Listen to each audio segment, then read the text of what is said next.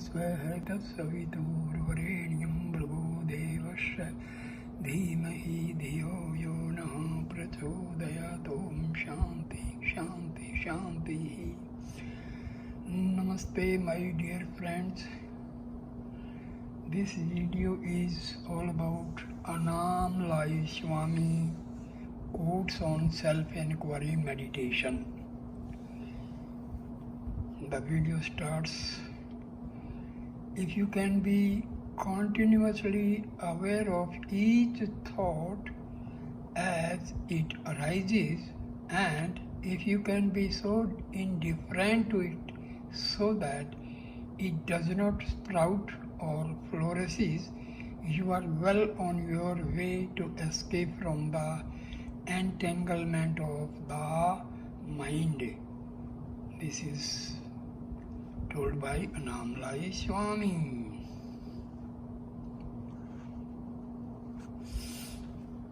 Annamalai Swami says, Bhagwan Ramana Maharshi has said, when thoughts arise, stop them from developing by inquiring, to whom is this thought coming? As soon as the thought appears, what does it matter if many thoughts keep coming?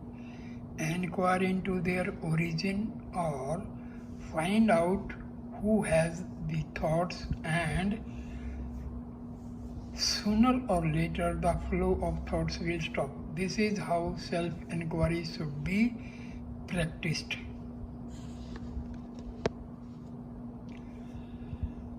When Bhagwan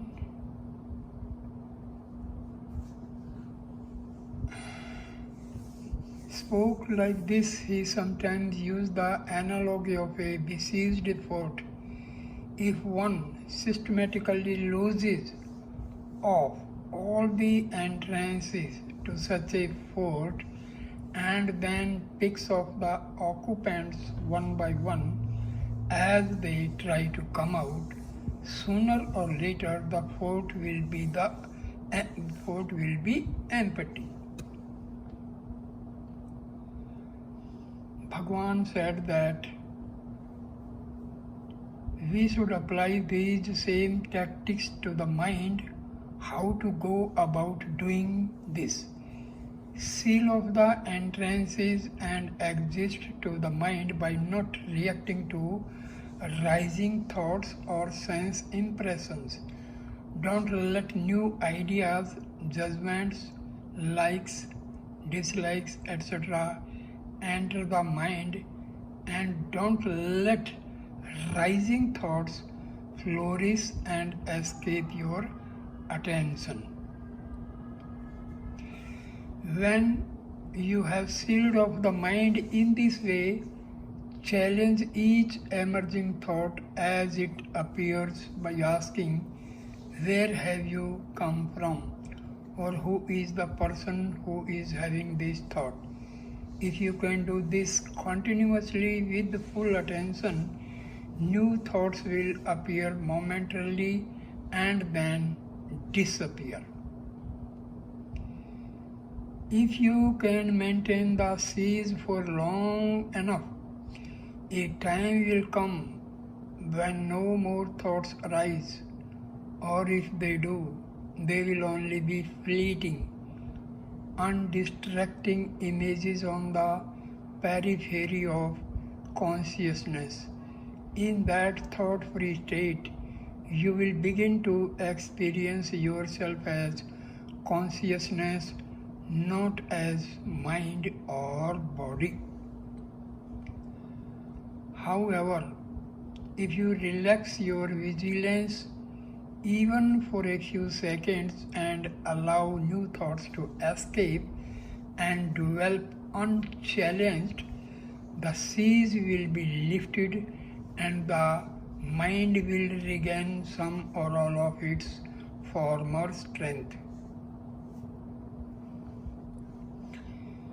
In a real fort, the occupants need a continuous supply of food and water to hold out during a siege. When the supplies run out, The occupants must surrender or die. In the fort of the mind, the occupants, which are thoughts, need a thinker to pay attention to them and indulge in them. If the thinker withholds his attention from rising thoughts or challenges them before they have a chance to develop, the thoughts will all die of starvation. You challenge them by repeatedly asking yourself, who am I? Who is the person who is having these thoughts? If the challenge is to be effective, you must make it before the rising thoughts has had a chance to develop into a stream of thoughts. Mind is only a collection of thoughts, and the thinker who thinks them, the thinker is the I thought, the primal thought, which rises from the self before all others, which identifies with all other thoughts and says, I am this body. When you have eradicated all thoughts except for the thinker himself by ceaseless enquiry or by refusing to give them any attention, the I thought sinks into the heart and surrenders, leaving behind it only an awareness of consciousness. This surrender will only take place when the I thought has ceased to identify with the rising thoughts, while there are still stray thoughts which attract or await attention. The I thought will always be directing its attention outwards rather than inwards. The purpose of self-enquiry is to make the I thought move inwards towards the self. This will happen automatically as soon as you cease to be interested in any of your rising thoughts.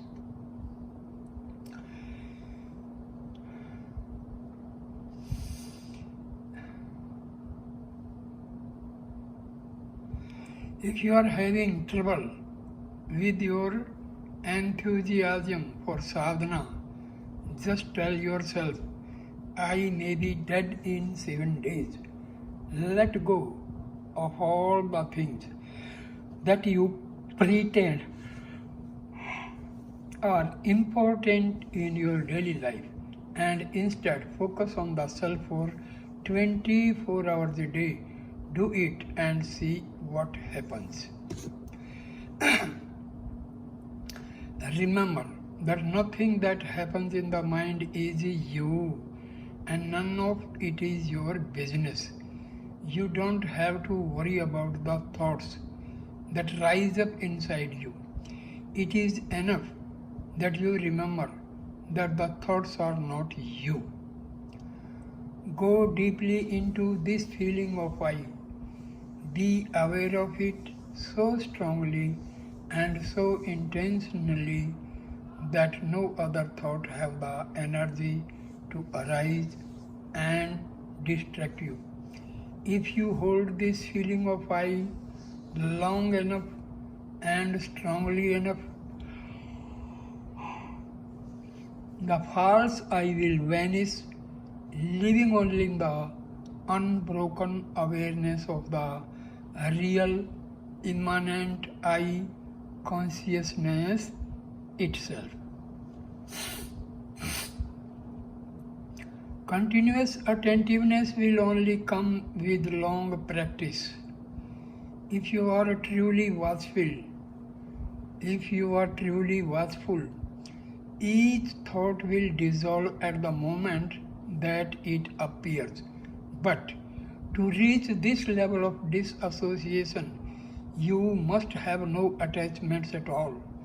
If you have the slightest interest in any particular thought, it will evade your attentiveness, connect with other thoughts, and take over your mind for a few seconds.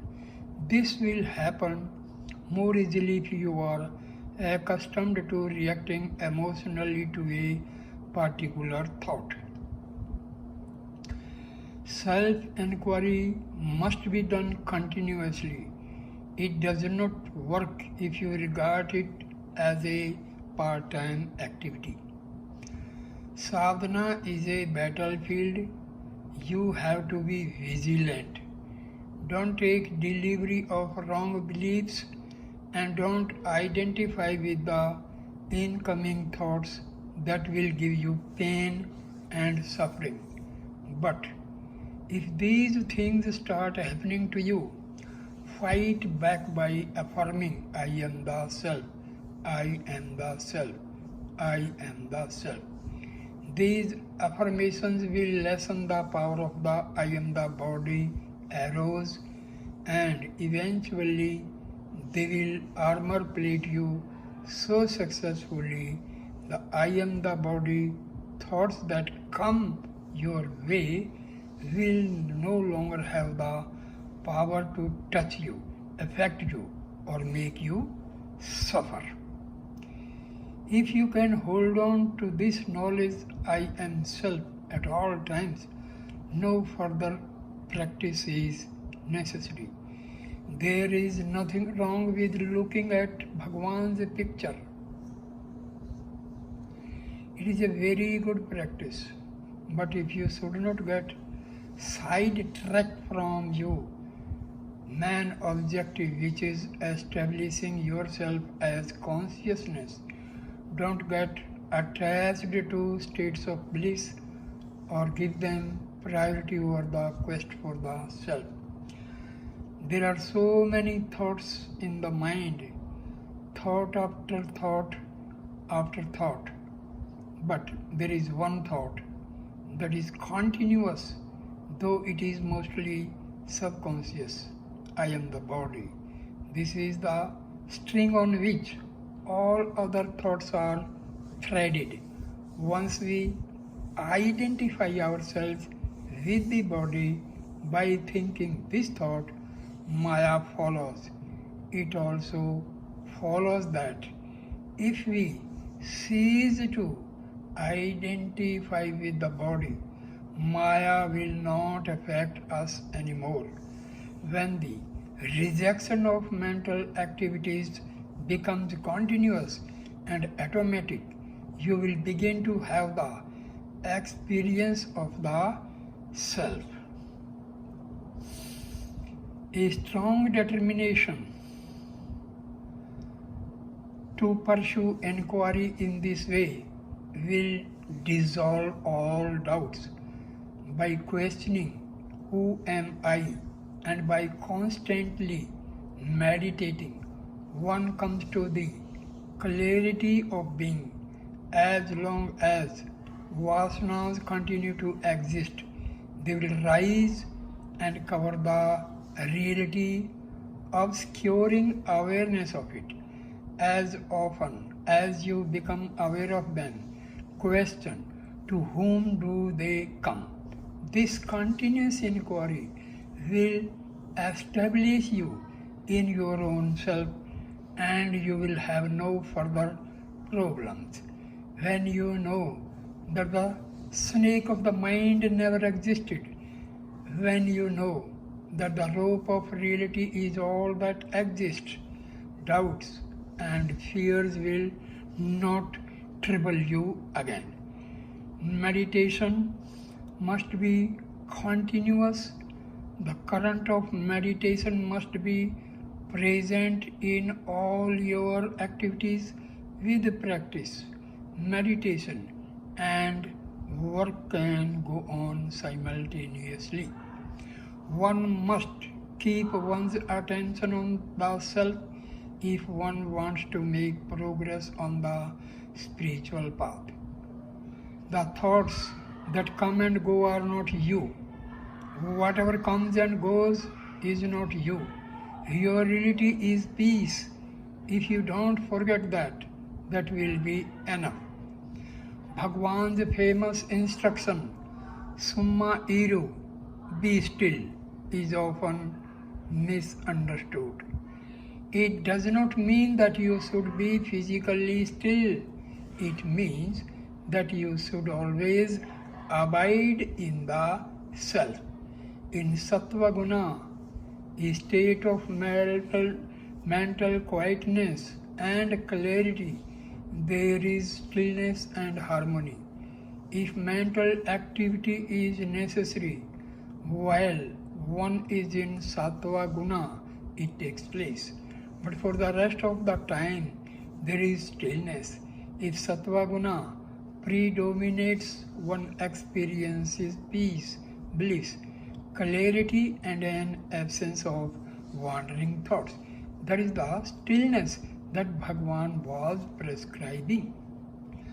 Bhagwan is always present inside you and in front of you. If you don't cover the vision of Bhagwan with your ego, that will be enough. The ego is the I am the body idea. Remove this idea and you shine as the self. When I say meditate on the self, I am asking you to be the self, not think about it. Be aware of what remains when thoughts stop. Be aware of the consciousness that is the origin of your thoughts. Be that consciousness. In the same way, mind is just a self-inflicted area of darkness in which the light of the self has been deliberately shut out. The mind and the body are both inert. Any energy or peace you experience can only come from the self. Drop the identification with the body. These experiences are making you too body conscious. Just be aware of the self and try to pay as little attention as possible to the body. The self is pure energy, pure power. Hold on to that. If you can give up duality, Brahma alone remains, and you know yourself to be that Brahma. But to make this discovery continuous, meditation is required. Don't allocate periods of time for this. Don't regard it as something you do when you sit with your eyes closed. This meditation has to be continuous. Do it while eating, walking, and even talking. It has to be continued all the time. Remember that nothing that happens in the mind is you, and none of it is your business. You don't have to worry about the thoughts that rise up inside you. It is enough that you remember that the thoughts are not you. Payumanuvar, a Tamil saint whom Bhagwan often quoted, wrote in one of his poems, "My Guru merely told me that I am consciousness. Having heard this, I held on to consciousness. What he told me was just one sentence, but I cannot describe the bliss I attained from holding on to that one simple sentence. Through that one sentence, I attained a peace and a happiness that can never be explained in words. In every moment, you only have one real choice: to be aware of the self or to identify with body and the mind. You have to keep up the enquiry, to whom is this happening, all the time. If you are having trouble, remind yourself, this is just happening on the surface of my mind. I am not this mind or the wandering thoughts. Then go back into enquiry. Who am I? By doing this, you will penetrate deeper and deeper and become detached from the mind. This will only come about after you have made an intense effort. Your ultimate need is to get established in the changeless peace of the self. For this, you have to give up all the thoughts.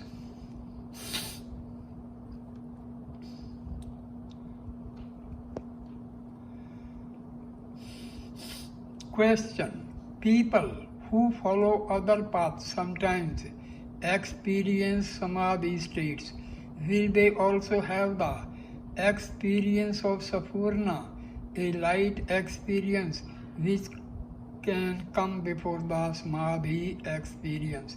Annamalai Swami answers, if one unceasingly follows the path of japa or yoga, the mind will merge eventually in the Sapurna.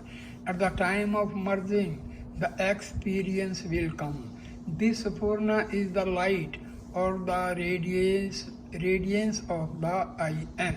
When you are closer to merging with the real I, you feel its emanations. This real I is the real name and form of God. The first and most accurate name of God is I. The awareness I am is the original and primordial mantra. Question. So, the I mantra is even prior to Pranava, the sound of Om? Annamalai Swami answers, yes, that is what Bhagavan said on several occasions. This consciousness, the I am, is existing and shining always, but your awareness of it is obstructed by the ego in just the same way that the shadow of the earth hides the moon during an eclipse. The shadow or the moon is only visible because of the moonlight behind it. Without this light, the shadow of the eclipse could not be seen. Like this, we are conscious of the body, the mind, and the world even when they obstruct our clear vision only because of the light of the self. By the light of the self, all this is seen. Question. How did this single unbroken I become the many different things and people that we see in the world? Annamalai Swami replies, it did not. It always remains single and unbroken. Your defective vision and your misperceptions give you the impressions that the one became the many. The self has never undergone any change or transformation except in your imagination. When we identify ourselves with the body, the mind, the one appears to become many. When one's energy is diverted from the mind and the outside world toward the self, the illusion of multiplicity fades away. Go deeply into this feeling of I. Be aware of it so strongly and so intentionally that no other thoughts have the energy to arise and distract you. If you hold this feeling of I long enough and strongly enough, the false I will vanish, leaving only the unbroken awareness of the real immanent I consciousness itself.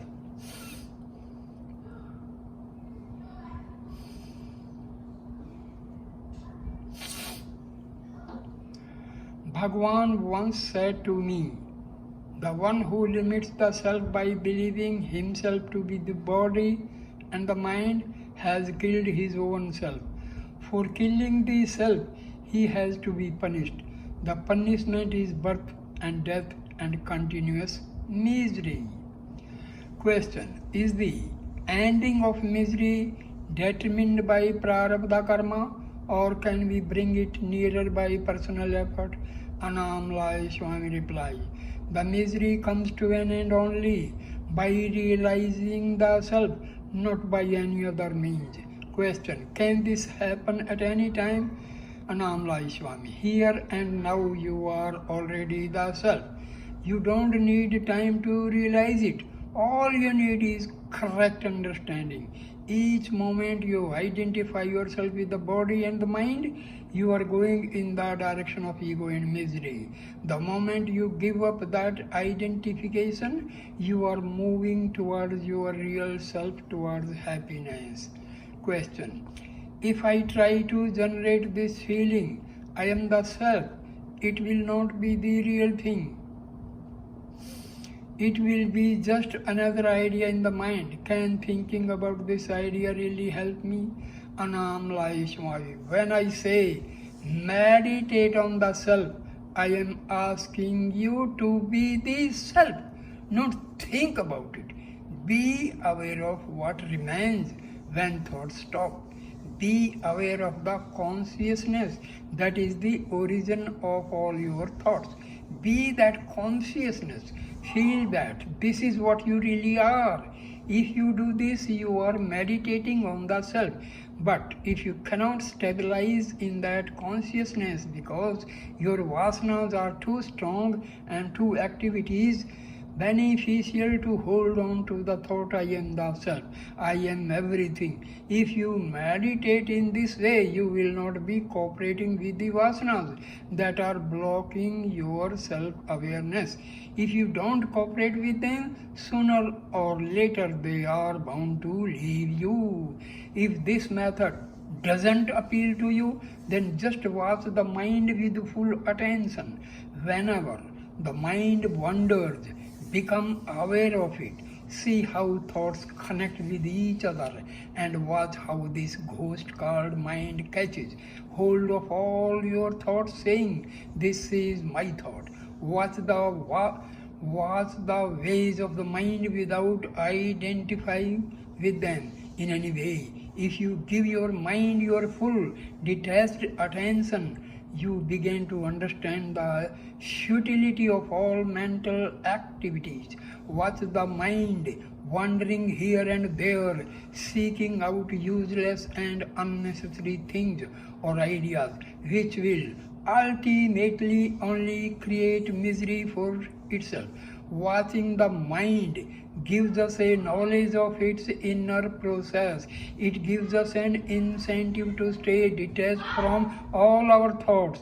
Ultimately, if we try hard enough, it gives us the ability to remain as consciousness unaffected by transient thoughts. So, dear friends, here ends this video. Please like, comment and share the video and subscribe the channel. Thanks a lot. Namaskar, my dear friends. Namaste, namaste. Om Shanti, Shanti, Shanti.